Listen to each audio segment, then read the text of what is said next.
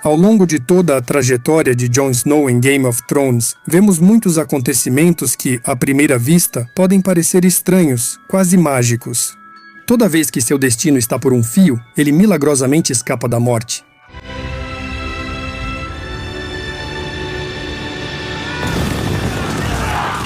E, em um determinado momento, ele chega até a ressuscitar. Alguns espectadores podem achar que isso não passa de truques de roteiro, feitos apenas para levar o personagem principal por todas as reviravoltas da série até o final. Mas, na verdade, se mergulharmos mais fundo no mundo criado por George Martin, fica claro que, por trás de todos esses acontecimentos, pode haver algo maior do que apenas sorte ou decisões de roteiro. Neste vídeo, vamos tentar revelar o que exatamente influenciou o destino de Jon Snow. Na primeira parte, vamos responder à pergunta se Jon era realmente o escolhido das profecias.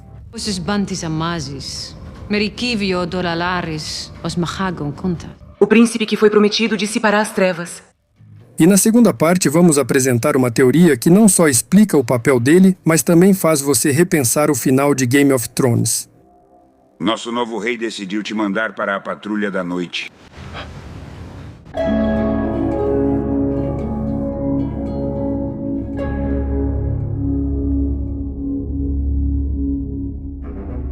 Em Game of Thrones, nem o carisma, nem a importância do personagem nunca foram garantia de sobrevivência.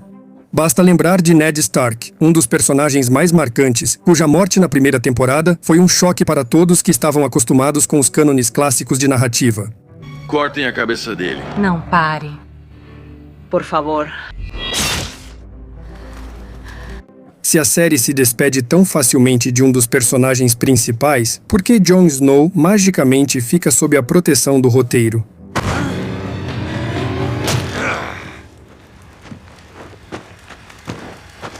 A resposta para essa pergunta se torna óbvia se lembrarmos que, no mundo de Westeros, a magia não só existe, mas também desempenha um papel fundamental no destino das pessoas.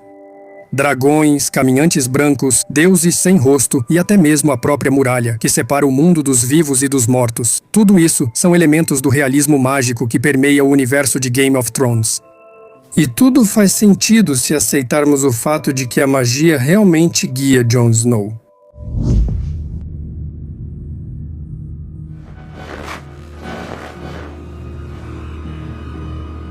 Falando sobre a providência mágica no destino de Jon Snow, devemos lembrar da profecia. Uma das mais conhecidas é a lenda do príncipe que foi prometido.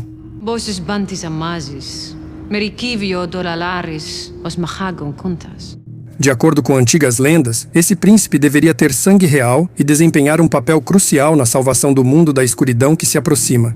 Ele aparecerá sob o sinal de um cometa sangrento, unirá gelo e fogo na canção de Gelo e Fogo e trará luz para este mundo sombrio. No entanto, essa não é a única profecia sobre o grande Salvador.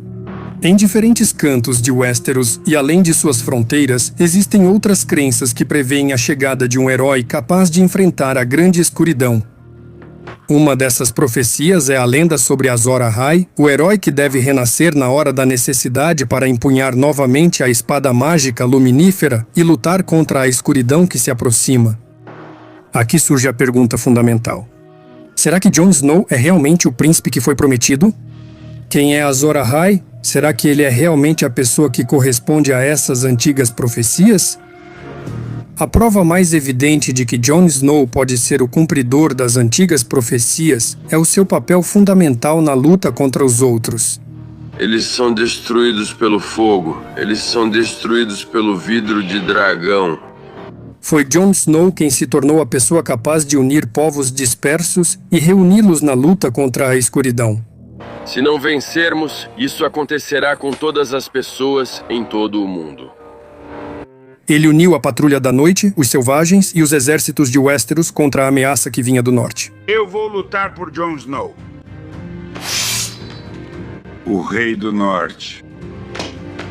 Isso corresponde perfeitamente tanto à lenda de Azor Ahai, o herói que deve salvar o mundo das trevas, quanto à profecia do príncipe que foi prometido, que deve trazer luz a este mundo sombrio.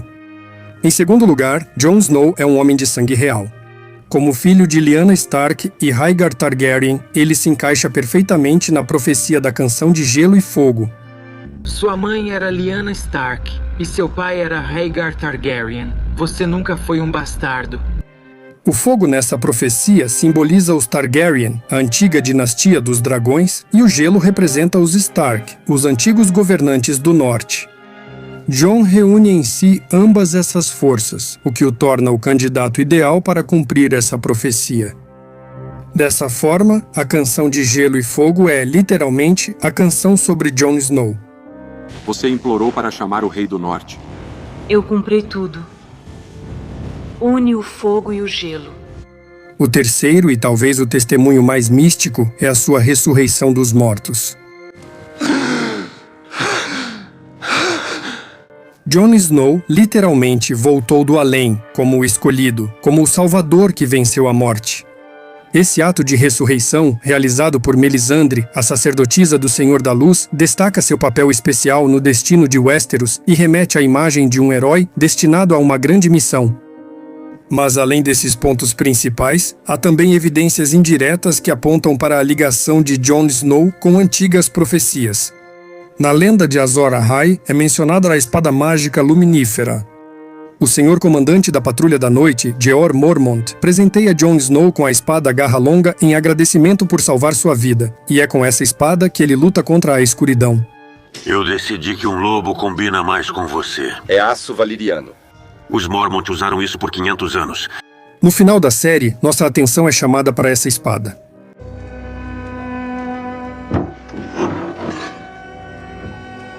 Como se insinuasse que talvez a Garra Longa seja exatamente a lendária Luminífera.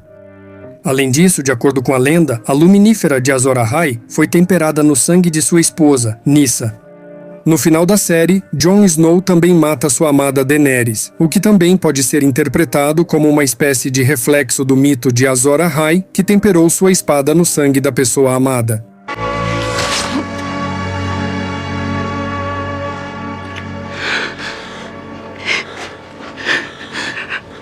Embora a arma e o modo do assassinato sejam diferentes, a essência, o sacrifício feito para salvar o mundo, ainda encontra eco nessa lenda. Continuando a refletir sobre as evidências indiretas das profecias, vale também mencionar o destino de outros personagens-chave, como Varys. Como se sabe, Varys foi castrado na infância por um mago que realizou um estranho ritual com fogo sobre ele. O que foi cortado, ele queimou na braseira. A chama ficou azul e eu ouvi uma voz responder a ele. Durante o ritual, Varys ouviu uma voz nas chamas que o assustou profundamente e que ele nunca conseguiu esquecer. Eu continuo sonhando com aquela noite. Eu sonho com aquela voz das chamas. Nunca nos dizem exatamente o que ele ouviu, mas estou pronto para fazer a seguinte suposição. Talvez Varys tenha ouvido aquela mesma profecia que falava sobre o descendente de gelo e fogo que lideraria a luta contra a ameaça iminente. Se não fosse pela sua mutilação por um feiticeiro medíocre, você não estaria aqui ajudando o Senhor Escolhido a espalhar sua luz. Ele ainda não sabia quem exatamente seria essa pessoa. Varys, junto com Illyrio Mopatis, tramava suas intrigas e apoiava Daenerys de todas as formas, vendo nela uma líder em potencial que poderia liderar essa aliança. Pentos. A casa do meu colega Illyrio Mopatis. Na série, vemos Illyrio Mopatis se encontrando com Varys nas masmorras. Precisamos de tempo. Khal Drogo não vai agir até que seu filho nasça. Você conhece esses selvagens. Todas as ações deles foram de alguma forma voltadas para restaurar a dinastia Targaryen. Tentamos fazer o melhor para o país, apoiando a restauração da dinastia Targaryen. Foi Illyrio Mopatis quem deu aqueles ovos de dragão para Daenerys. Ovos de dragão, Daenerys. Vindos das Terras das Sombras, além de Ashai. Quando Jon Snow ficou ao lado de Daenerys, Varys provavelmente começou a ver, em sua união, o cumprimento de uma antiga profecia. Aos olhos dele, o filho deles deveria ser o príncipe que foi prometido, unindo as forças do gelo e do fogo, filho do fogo dos Targaryen e do gelo dos Stark. Você se lembra do que ouviu naquela noite?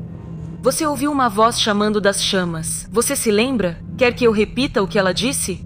No entanto, quando foi revelada a verdadeira origem de Jon Snow, que ele próprio é filho de Rhaegar Targaryen e Lyanna Stark, e portanto já é a personificação viva da união do gelo e do fogo, Varys talvez tenha reconsiderado seus planos.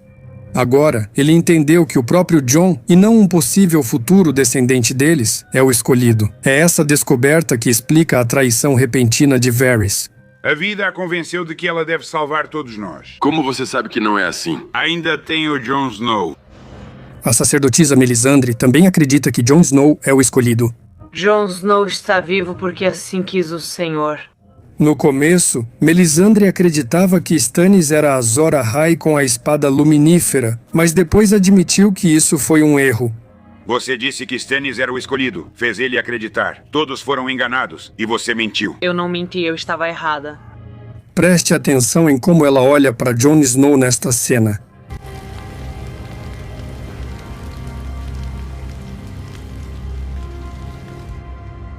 Ela olha para ele através das chamas, e talvez seja nesse momento que ela tenha uma visão. Afinal, é pelas chamas que o Senhor da Luz se revela a ela. Você viu o Rei da Noite, Jon Snow. Você sabe que a Grande Guerra ainda está por vir. Você sabe que hordas de mortos logo virão até nós. Depois, ela diz a Varys que uniu o fogo e o gelo. Eu cumpri tudo. Uni o fogo e o gelo. Depois que a profecia se cumpre e os outros são derrotados, ela tira seu colar e morre, acreditando que sua missão foi cumprida.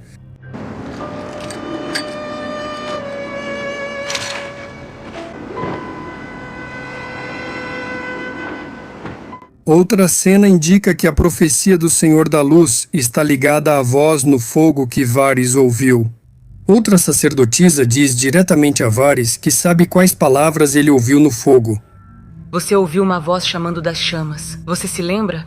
Quer que eu repita o que ele disse?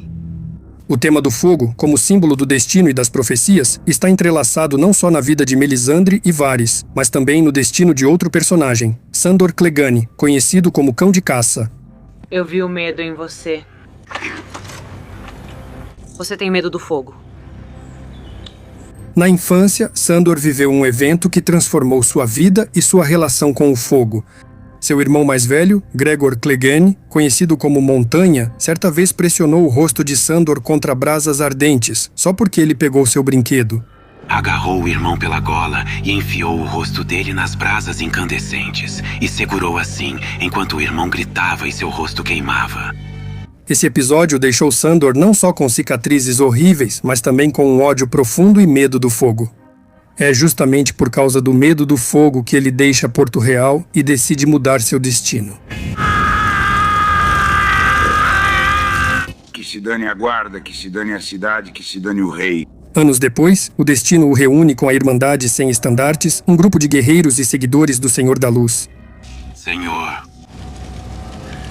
conceda-nos a luz, mostre-nos a verdade.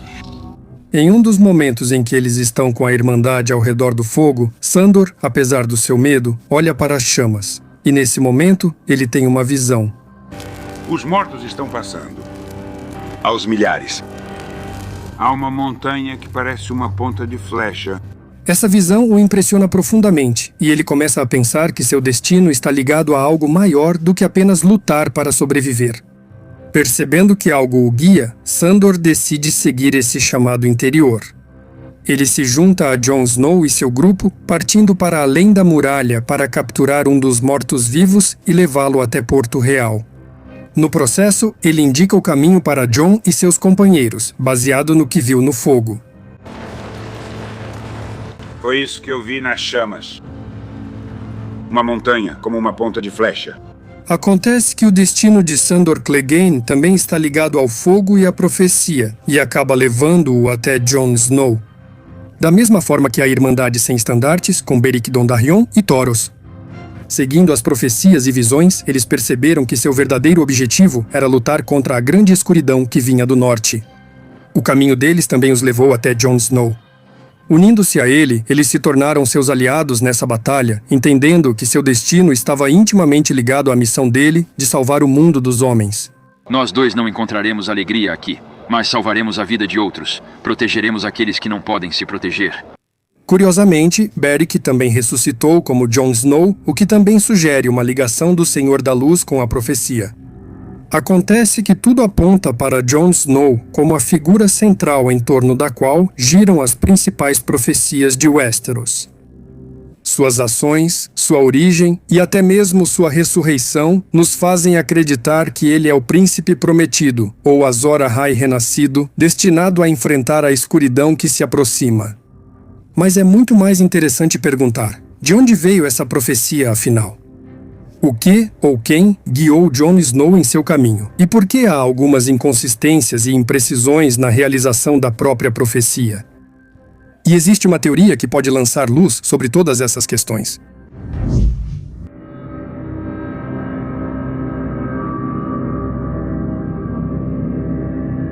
Devemos nos perguntar: todos os deuses em As Crônicas de Gelo e Fogo, nos quais os personagens creem, são realmente reais? Considerando que o próprio George Martin é ateu, é improvável que ele tenha colocado deuses realmente existentes em seu mundo. Em vez disso, a abordagem dele em relação à religião e à magia é mais cética e racional. Nesse mundo, realmente existem diversas religiões, cada uma com seus próprios seguidores. Mas, ao mesmo tempo, existem certas habilidades e forças sobrenaturais, mas que não estão necessariamente ligadas à intervenção divina. O que há com ele? Ele é um warg. Ele consegue entrar nos animais e ver pelos olhos deles. Se aprofundarmos nesse assunto, fica claro que a magia pode ser explicada como algo baseado em conhecimentos antigos, forças da natureza ou habilidades únicas de certos personagens, e não como uma manifestação da vontade dos deuses. Por exemplo, profecias e visões podem não ser revelações divinas, mas sim uma manifestação da habilidade de entrar nos sonhos. A magia usada para ressuscitar Beric Dondarrion e Jon Snow pode ser resultado de rituais e conhecimentos antigos, e não um dom do deus R'hllor. Da mesma forma, as visões no fogo podem ser uma manifestação das habilidades de alguém. Eu sonho com aquela voz das chamas.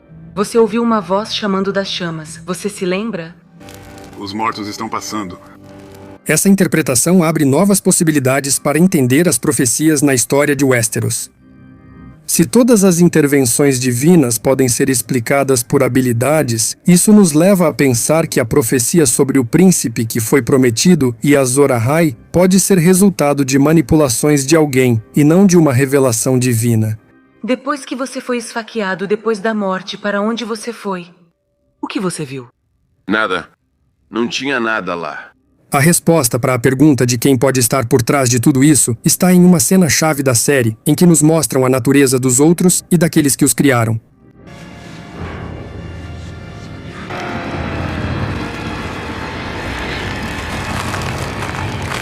Neste episódio, revelam que os Filhos da Floresta criaram os outros.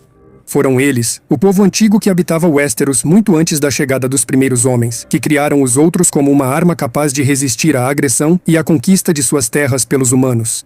Criaram os caminhantes brancos. Nós estávamos nos defendendo. De quem? De você. No entanto, sua criação saiu do controle. Os outros, criados para proteger os Filhos da Floresta, se tornaram uma ameaça para todos os seres vivos. Os Filhos da Floresta perceberam o erro, mas não conseguiram controlar os outros. Assim, eles se depararam com a questão de como derrotar esse mal que eles mesmos criaram. É aqui que entra a profecia. Forças antigas, percebendo que os outros se tornaram uma catástrofe incontrolável, podem ter criado uma profecia como uma forma de guiar as pessoas no combate a essa ameaça. As profecias sobre o príncipe que foi prometido e sobre Azor Ahai podem ter sido instrumentos pelos quais os Filhos da Floresta e seus aliados tentaram manipular os acontecimentos para unir a humanidade contra um inimigo comum. Mesmo que não tenham sido eles que criaram essas profecias pessoalmente, eles podem ter tirado proveito delas. Um dos aliados dos Filhos da Floresta era Brynden Rivers. Brynden Rivers, também conhecido como Corvo de Sangue ou Corvo de Três Olhos, era um dos bastardos do rei Aegon IV Targaryen. Ele ficou famoso por sua astúcia, crueldade e habilidades mágicas. Após servir como mão do rei, Brynden foi enviado para a Patrulha da Noite, mas, posteriormente, desapareceu além da muralha. Lá, ele encontrou os Filhos da Floresta e se tornou o Corvo de Três Olhos, uma criatura com a habilidade de ver o passado, o presente e o futuro através da magia da visão verde. Você é o Corvo de Três Olhos. Eu já fui tantas coisas. Nesse papel, ele se tornou o guardião dos conhecimentos antigos e começou a guiar o destino de figuras-chave, como Bran Stark. O Corvo de Três Olhos possuía a habilidade única de enxergar o passado e, como qualquer outro warg, podia possuir animais, usando-os para observar ou influenciar os acontecimentos. Eu estava observando vocês, todos vocês. Com 1000 olhos e um só. Lembre-se de como, no primeiro episódio da série, Jon Snow encontra um lobo gigante albino, que ele depois chama de fantasma. Meio defeituoso. Perfeito para você, Snow. É interessante notar que Brynden Rivers, que se tornou o Corvo de Três Olhos, também era albino. Considerando quantas vezes o fantasma interferiu no destino de Jon Snow e o influenciou, surge a pergunta: será que esse lobo gigante não estava sob a influência de outros como o Corvo de Três Olhos? Eu observei vocês com 1000 olhos e um só. O fantasma demonstrou repetidamente uma percepção surpreendente e a capacidade de estar no lugar certo, na hora certa. É o fantasma quem traz a mão do morto-vivo e leva os patrulheiros até os corpos dos assassinados. Venha aqui, fantasma. Traga aqui. Pelos deuses. É ele quem acorda Jon Snow no momento certo, quando ele precisava proteger o Lorde Comandante Mormont de um ataque. Fantasma, o que foi? Em agradecimento por isso, Jon Snow recebe sua espada de aço valiriano, a Garra Longa. Achei que um lobo combinaria mais com você do que um urso. Esta é a Garra Longa. Fantasma acompanha Jon Snow durante toda a série, e o papel dele na vida de Jon vai além de uma simples ligação entre um homem e seu animal. Mas e quanto aos outros animais dessa história? Outra loba gigante, Nymeria, salva a vida de Arya Stark quando ela se encontra em perigo por causa do conflito com Joffrey Baratheon. Eu vou arrancar suas tripas. Nymeria. Posteriormente, é justamente Arya quem vai matar o Rei da Noite, desempenhando um papel fundamental na salvação de Westeros.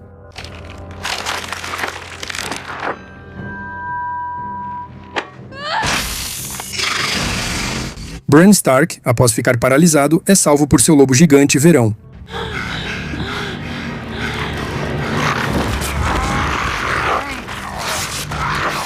Bran, mais tarde, torna-se o próprio Corvo de Três Olhos.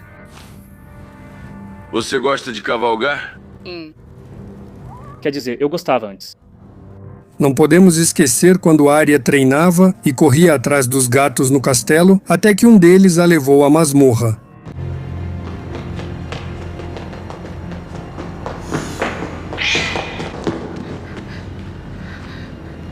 Lá, ela acidentalmente ouviu uma conversa importante entre Varys e Illyrio Mopatis. Precisamos de tempo.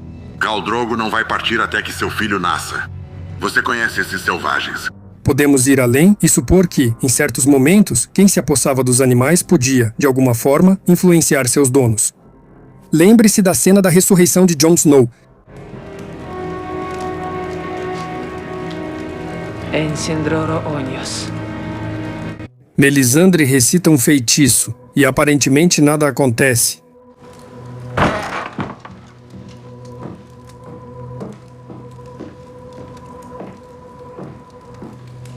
Todos deixam o quarto, deixando Jon Snow morto, mas Fantasma permanece por perto. Ele se levanta e só depois disso Jon Snow ressuscita. Surge a pergunta, será que isso foi realmente obra da Melisandre? Forças como o Corvo de Três Olhos poderiam ter influenciado a ressurreição ao possuírem o lobo gigante? Esses eventos nos fazem refletir sobre o papel das forças mágicas no destino de Jon Snow e de outros personagens. É bem possível que o Corvo de Três Olhos tenha usado suas habilidades para guiar as ações não apenas através de visões, mas também por meio dos animais ligados aos personagens principais, influenciando assim o comportamento deles. Eu estava observando vocês, todos vocês, com 1000 olhos e mais um. Há outra questão interessante a ser considerada. Se os wargs são capazes de entrar na mente de animais, então, e quanto aos dragões? E se um warg suficientemente poderoso realmente conseguir fazer isso? Então, o comportamento de Drogon nos eventos finais da série se torna compreensível.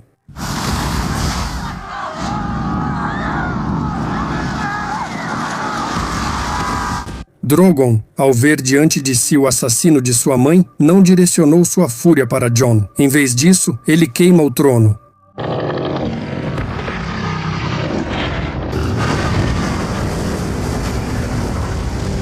Se supormos que, nesse momento, algo poderia estar influenciando a consciência de Drogon, isso explicaria seu comportamento estranho.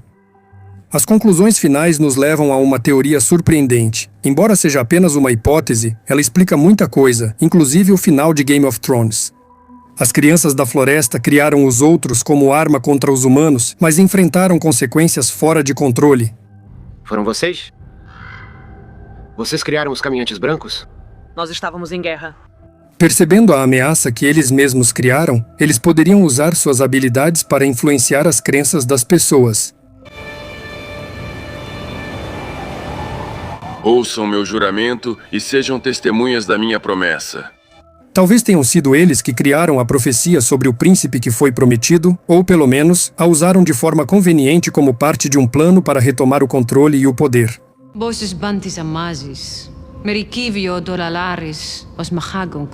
O príncipe prometido acabará com a escuridão. Através de seus poderes mágicos e habilidades de Warg, os Filhos da Floresta podiam manipular muitos personagens-chave. Eu sonho com aquela voz vinda das chamas. Quer que eu repita o que ele disse? Ela uniu o fogo e o gelo. Você tem medo do fogo. Wargs podem possuir animais e ver através dos olhos deles. Venha até mim, fantasma. Traga aqui. Os mortos estão passando. Você sabe que hordas de mortos virão até nós em breve. Influenciando Jon Snow, Daenerys, Varys, Melisandre, Sandor Clegane e outros, eles direcionavam suas ações, levando-os às decisões e atitudes necessárias. Você é o Corvo de Três Olhos. Já fui muitas coisas. A influência deles é especialmente importante para Bran Stark. Vamos lá. Que acabou se tornando o receptáculo do Corvo de Três Olhos, uma figura que possui conhecimentos ancestrais. Você vai colocar a coroa? Por que fiz toda essa jornada?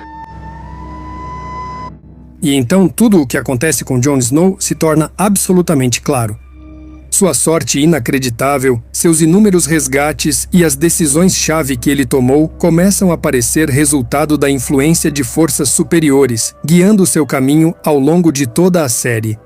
Jon Snow foi escolhido para uma tarefa específica. Todos os seus sacrifícios e provações serviram a um só propósito: vencer os outros. Nós dois não encontraremos alegria aqui, mas vamos salvar a vida de outros. Devemos proteger quem não pode se defender. E depois de cumprir essa missão, Jon não era mais necessário como líder e governante. O novo rei decidiu te mandar para a Patrulha da Noite. O Corvo de Três Olhos, aliado das crianças da floresta, ocupou o trono. Por que fiz toda essa jornada? Talvez o destino de Jon Snow tenha sido um plano cuidadosamente elaborado pelas forças antigas, e ele acabou sendo apenas um instrumento nas mãos delas. Jon cumpriu sua missão para depois desaparecer, cedendo lugar àqueles que controlavam seu destino. E aí está uma verdade cruel. Heróis vão e vêm, mas o verdadeiro poder pertence àqueles que permanecem nos bastidores. E eu lembro que este já é o segundo vídeo dedicado a Jon Snow. Se você não viu o primeiro, o link para ele vai aparecer agora na sua tela. Além disso, se você está aqui pela primeira vez, pode conferir a análise de outros personagens de Game of Thrones que foram adicionados a uma playlist especial, cujo link você encontra na descrição.